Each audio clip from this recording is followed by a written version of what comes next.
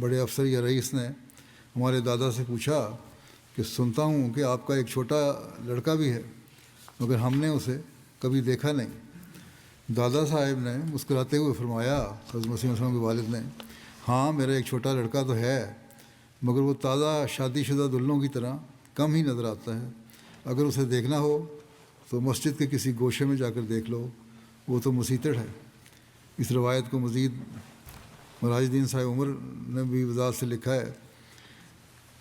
کہ نے فرمایا کہ مسجد میں جا کر سقایا کی ٹوٹی میں تلاش کرو، وہاں جو وضو کرنے کی جگہ پانی کی ٹینکیاں ہے، ٹوٹیاں ہیں، وہاں جا کے تلاش کرو۔ اگر وہاں نہ ملے تو مایوس ہو کر واپس مت آنا، مسجد کے اندر چلے جانا اور وہاں کسی گوشے میں تلاش کرنا۔ اگر وہاں بھی نہ ملے تو پھر بھی نا امید ہو کر لوٹ مت آنا، کسی صف میں دیکھنا کہ کوئی اس کو لپیٹ کر کھڑا کر گیا ہوگا، کیونکہ وہ تو زندگی میں مرا ہوا ہے، کیونکہ فنا فی ہونے کی اتنی حالت ہو چکی ہے، اگر کوئی صف میں لپیٹ دے تو آگے سے حرکت بھی نہیں کرے گا، پتہ بھی نہیں لگے گا۔ اسی طرح مرزا بشیر احمد صاحب نے ایک اور روایت بیان کی ہے، لکھتے ہیں کہ مجھے بیان کیا حاجی عبدالمجید صاحب لدھیانوی نے کہ ایک دفعہ حضور لدھیانہ میں تھے، میرے مکان میں ایک نیم کا درخت تھا، چونکہ برسات کا موسم تھا، اس کے پتے بڑے خوشنما طور پر سبز تھے۔ حضور نے مجھے فرمایا کہ حاجی صاحب اس درخت کے پتوں کی طرف دیکھیں کیسے خوشنما ہیں۔ حاجی صاحب کہتے ہیں کہ میں نے اس وقت دیکھا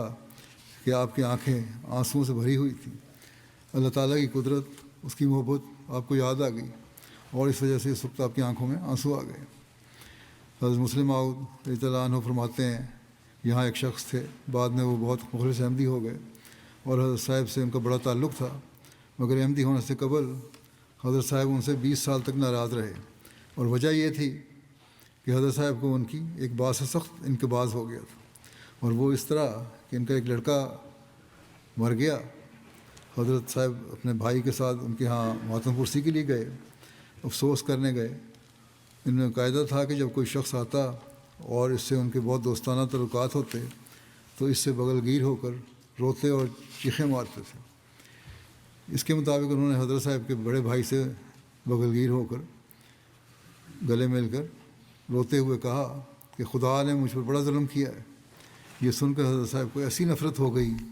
کہ ان کی شکل بھی نہیں دیکھنا چاہتے تھے۔ بعد میں خدا تعالیٰ نے انہیں توفیق دی اور وہ ان جہالتوں سے نکل آئے۔ وہی شخص